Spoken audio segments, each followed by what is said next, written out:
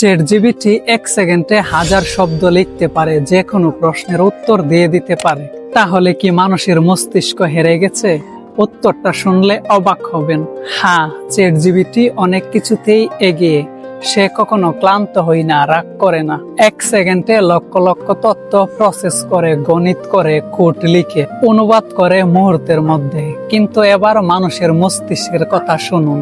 ChatGPT কখনো সত্যিকারের বই পায়নি, কখনো কাউকে ভালোবাসেনি, কখনো ব্যর্থ হয়ে ভেঙে পড়ে আবার উঠে দাঁড়ায়নি। সে জানে না ক্ষুধা কি জিনিস, সে জানে না স্বপ্ন কিভাবে দেখতে হয় বা স্বপ্ন কি।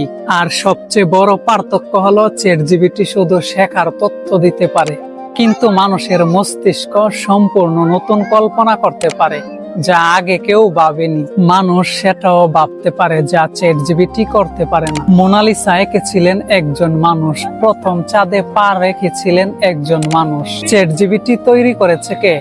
একজন মানুষ। তাহলে কে এগিয়ে, চ্যাটজিপিটি না মানুষ? চ্যাটজিপিটি দ্রুত, কিন্তু মানুষ অসীম। আপনার কি মনে হয় চ্যাটজিপিটি একদিন মানুষকে ছাড়িয়ে যাবে? হ্যাঁ বা না কমেন্টে জানাতে পারেন।